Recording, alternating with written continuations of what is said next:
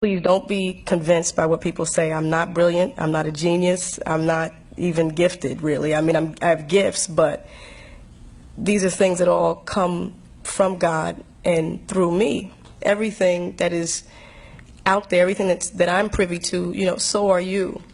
If you get that into your system and get that into your spirit and understand that, we're not separated by anything, not time, nor space, not talent, nor gift, just acknowledgement and understanding where our gifts come from. In order to promote something higher, I feel now, at the ripe old age of 25, that the only thing that I could do is serve others.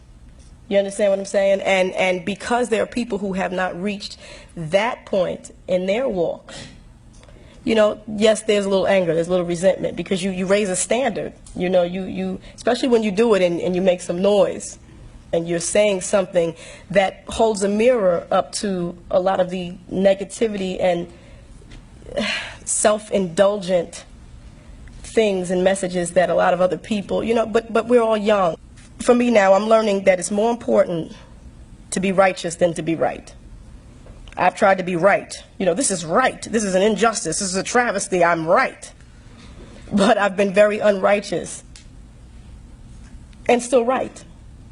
I live in this physical body. This is like my address, like 22 Eder Terrace. I just gave everybody my address, but that's my address. Fight me. No.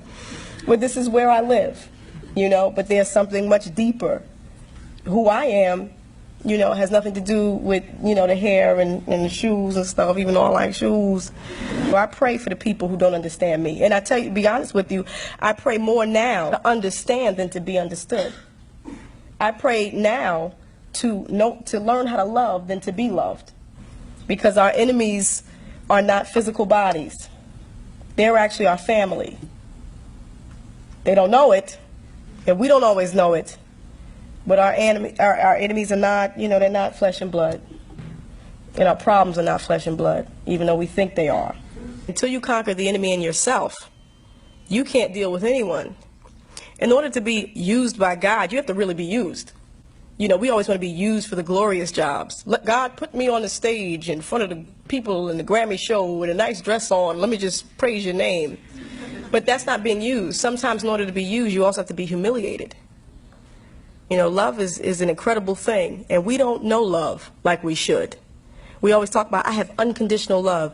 Unconditional love is, we don't even know it, because if a person stops stimulating us, we stop loving them. We're all trying to get to this next level without, as my brethren says, without the next level finding us. It's like life is peaks and valleys. And some people think some people explain that as good times, bad times, but I actually think it's learning or let's say learning mastership, okay, or study mastership.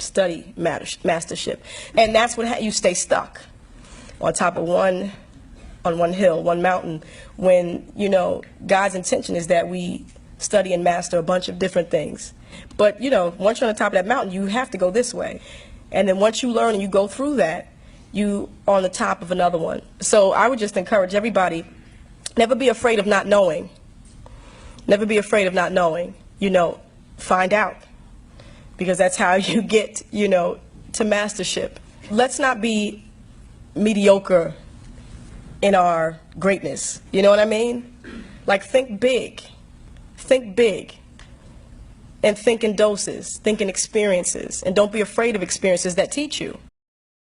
At least a little decent. It fits your all black, your all black on black shit. Yo, I'm supposed to be out of here, man. Yo, bro. Can't believe I'm still hanging out. Oh, God's up. Yo, I want to put you on my man.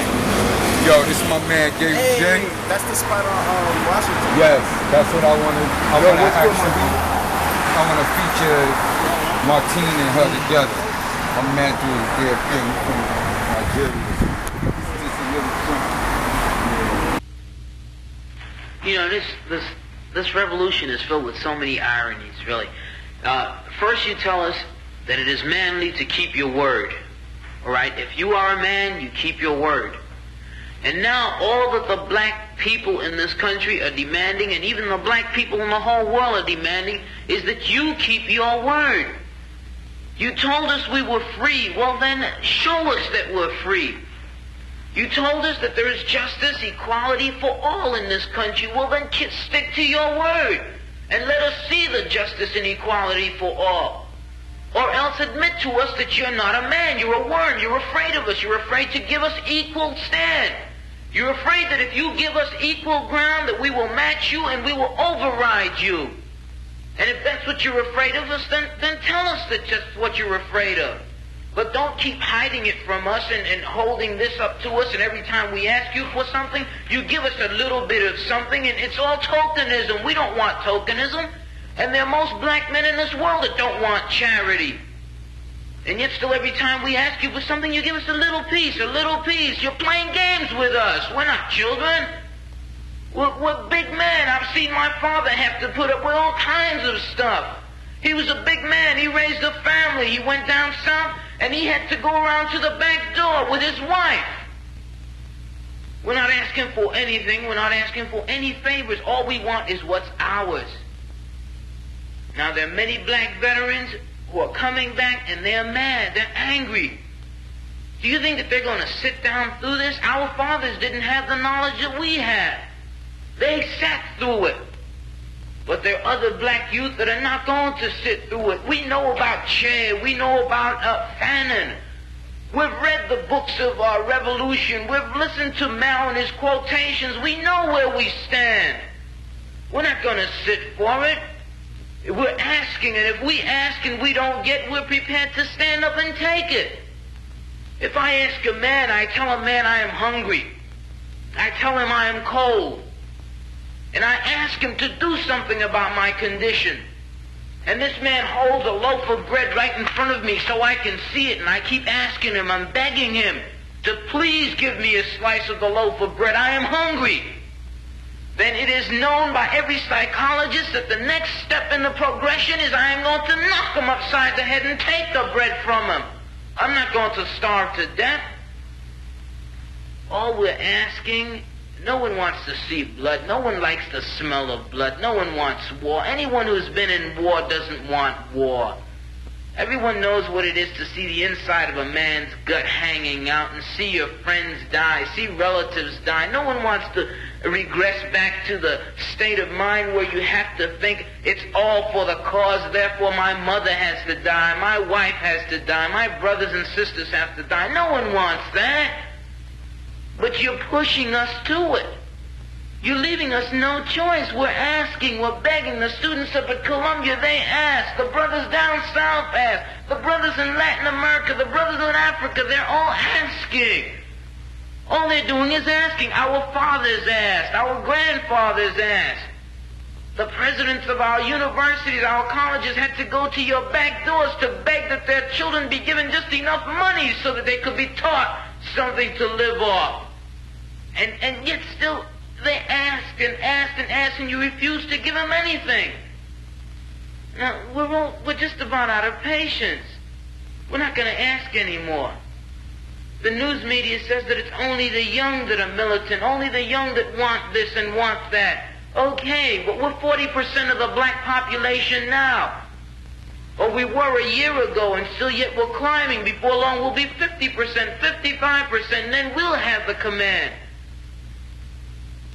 We're not going to take it. We're not going to take sitting in rotten parks and in places that just aren't fit for living. We're not going to take it. There's a limit to a man's patience, and everyone knows that God, Christ, heaven, everyone knows that what we're asking is not $1 million. All we're asking for is humanity. We're asking to be allowed to live like human beings. And God, you tell us that this is too much to ask. You're sick. You're definitely sick. How can you tell me that it's too much to ask to be a human being?